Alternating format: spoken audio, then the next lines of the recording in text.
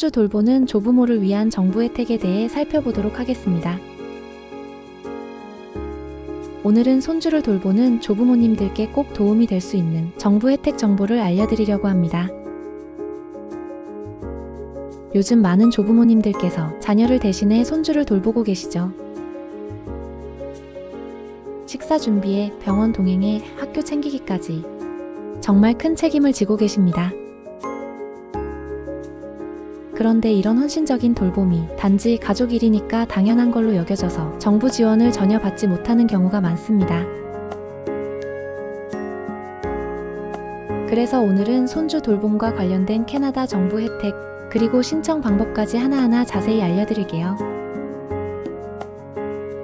1부 캐나다 케어기버 어마운트 세금 공제 혜택. 먼저 소개해드릴 제도는 캐나다 케어기버 어마운트입니다. 즉 조력자 세액공제 제도입니다.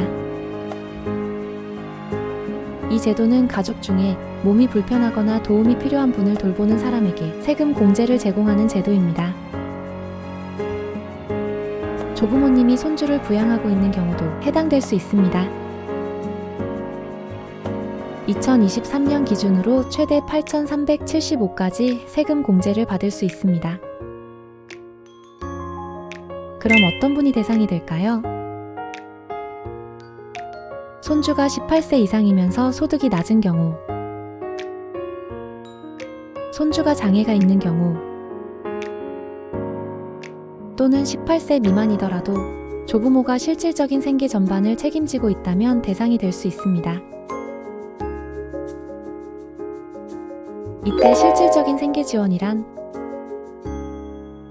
단순히 잠깐 맡아주는 게 아니라 식비, 주거비, 교육비, 병원비 등을 조부모님이 직접 부담하면서 주된 보호자 역할을 하고 있는 경우를 말합니다. 쉽게 말하면 실제로 키우고 계신다면 해당될 수 있다는 뜻입니다. 단, 손주의 순소득이 약 17,000달러 이하여야 최대 공제를 받을 수 있다는 점도 함께 기억해두세요. 신청은 어떻게 하나요? 세금 신고할 때 T1 세금 신고서와 함께 스케줄 5 양식을 작성하시면 됩니다. 여기서 스케줄 5 양식은 캐나다 세금 신고 시 사용되는 공식 문서 중 하나로 배우자, 사실혼 파트너, 자녀, 손주, 장애가 있는 가족 등 부양가족에 대한 세액 공제를 신청할 때 작성하는 양식입니다. 그래서 손주의 상황에 따라 신고서의 라인이 다르다는 점입니다. 예시로 설명드릴게요. 손주가 10살이고 조부모님과 함께 살면서 식비, 주거비, 교육비를 책임지고 계시다면 라인 30500 18세 미만 아동 공제 항목입니다. 다음 예시는 손주가 20살이고 지적장애가 있어서 지속적인 돌봄이 필요하며 소득도 거의 없는 상태라면 라인 30400과 라인 30425 성인 부양가족과 장애 추가 공제를 함께 신청할 수 있습니다.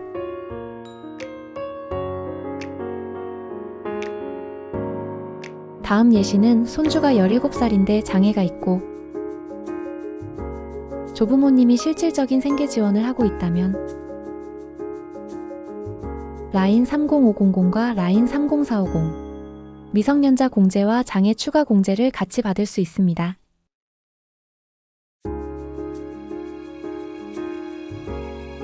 즉, 손주의 나이, 건강 상태, 그리고 조부모님의 지원 정도에 따라 신청 라인 번호가 달라지니 꼭 확인하세요. 여기까지는 조부모님이 손주의 생계를 실질적으로 책임지고 계신 경우, 즉 주된 보호자 역할을 하실 때 받을 수 있는 세금 공제에 대해 설명드렸습니다. 그런데 실제로는 이보다 훨씬 더 많은 조부모님들이 아이를 전적으로 키우진 않지만 낮 동안 잠깐 돌봐주는 경우가 많습니다. 그래서 이런 현실적인 상황에서 조부모 또는 부모가 받을 수 있는 혜택은 무엇인지 알아보도록 하겠습니다. 부모는 조부모님께 보육비를 실제로 지급했다면 특정 조건을 만족할 경우 자녀 보육비 세액공제를 받을 수 있습니다. 이걸 영어로는 차일드 케어 익스펜스 디덕션이라고 부르는데요. 세금 신고서의 라인 21400 항목에 해당됩니다. 그럼 어떤 조건이 필요한지 살펴보도록 하겠습니다.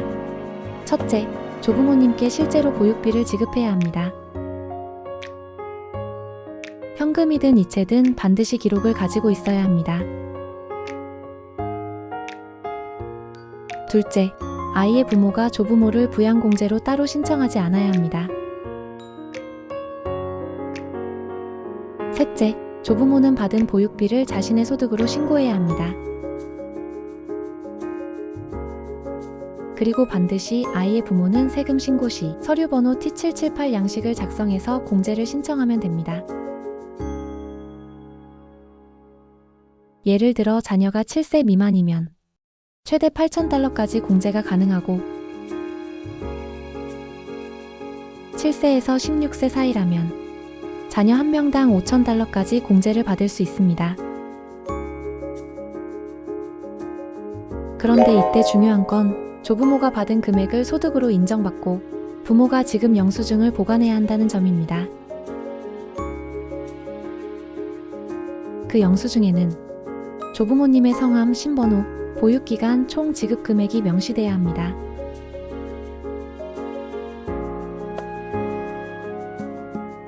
이부는 BC 익스텐디드 패밀리 프로그램입니다.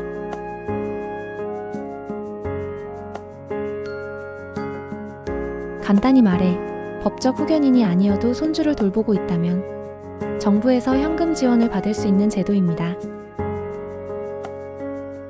지원 금액은 다음과 같습니다. 12세 미만 손주는 매월 $554를 지원받으실 수 있습니다.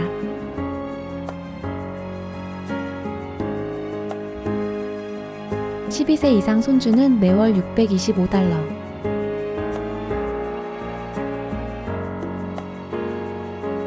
지원 금액은 2025년 기준이며 매년 약간씩 조정됩니다.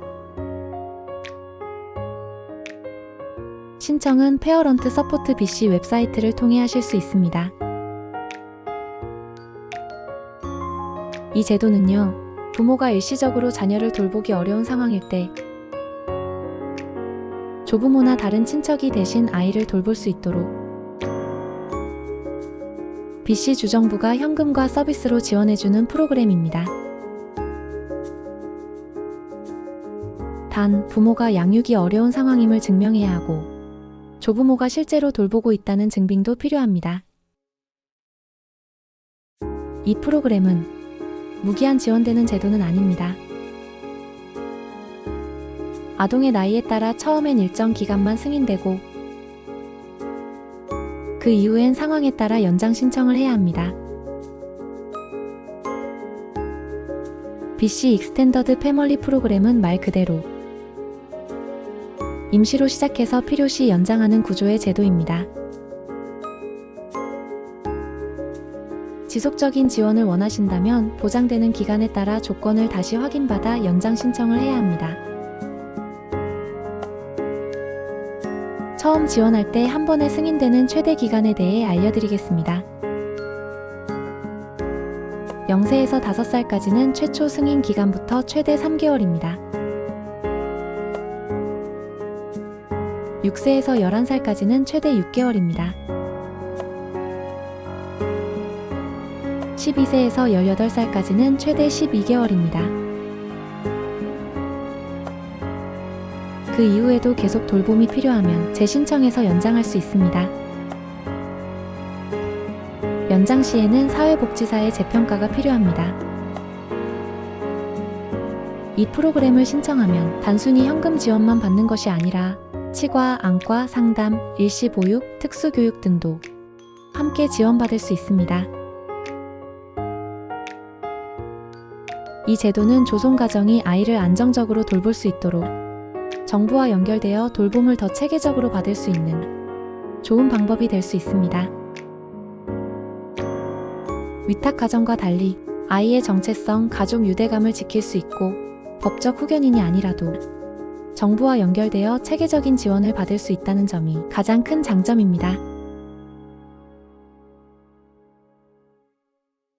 13부 EI 케어기빙 혜택. 혹시 지금 일을 하고 계신 조부모님이시라면 손주를 돌보기 위해 직장을 잠시 쉬어야 하실 때가 있을 수도 있습니다. 그럴 때 정부에서 소득을 일부 보조해주는 제도, 바로 EI 케어기빙 베네핏입니다. 한글로는 고용보험 돌봄급여라고 합니다. 이 제도는 심각한 질병, 부상, 장애, 말기 질환 등 가족의 건강 상태로 인해 직장을 잠시 쉬어야 할 때 정부가 주당 소득의 일정 부분을 지원해주는 제도입니다. 조부모님이 일을 쉬게 될 때 받을 수 있습니다. 이 혜택은 크게 3가지 유형으로 나눌 수 있습니다. 첫째, 패밀리 케어기버 아동의 유형입니다. 18세 미만의 손주가 중증 질환이나 장애가 있어 지속적인 돌봄이 필요한 경우 최대 35주까지 정부가 소득을 지원해줍니다. 둘째, 패밀리 케어기버 성인의 유형입니다. 18세 이상의 가족, 예를 들어 자녀나 배우자가 심각한 질환을 겪고 있는 경우 최대 15주 동안 혜택을 받을 수 있습니다. 셋째는 컴패셔네이트 케어 베네핏의 유형입니다. 이건 가족이 임종에 가까운 상태일 때 적용되는 제도인데요.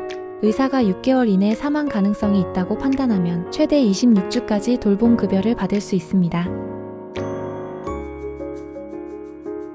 그럼 이 제도를 받기 위해 필요한 조건은 뭘까요? 3가지가 있습니다. 하나, 최근 52주 이내에 최소 600시간 이상 일한 기록이 있어야 하고요. 둘, 손주의 상태를 증명할 수 있는 의사의 진단서가 필요합니다. 그리고 셋, 돌봄을 위해 일을 쉬어서 소득이 주당 40% 이상 감소한 경우에 신청할 수 있습니다. 지급 금액도 궁금하시죠? 기본적으로는 평균 주당 소득의 55%를 보전해주고요. 예를 들어 주당 $1,000를 벌던 분이라면 약 $550가 지원되는 셈이죠. 다만 정부마다 상하한 선이 있어서 2025년 기준 최대 지원액은 주당 $695입니다. 소득이 낮은 가정이나 자녀 수당을 받고 있는 경우엔 최대 80%까지 보전될 수 있습니다.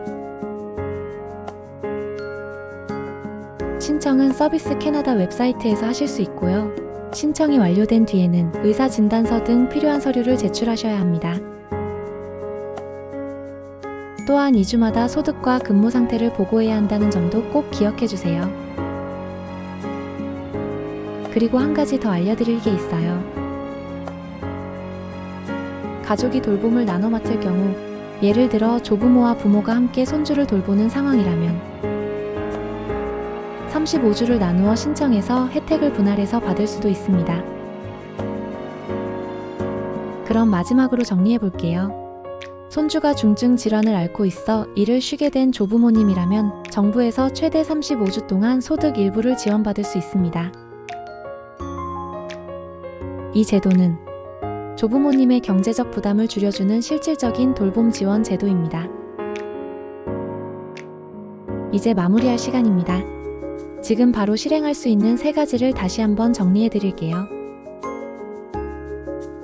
첫째, 세금 신고할 때 스케줄 5 양식을 꼭 확인하세요. 손주 돌봄에 해당하는 라인 30500, 30400, 30425, 30450 빠짐없이 기입되었는지 확인하세요.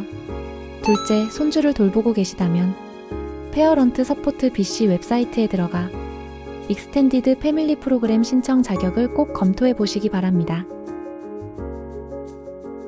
셋째, 돌봄 상황을 미리 문서로 정리해 두세요.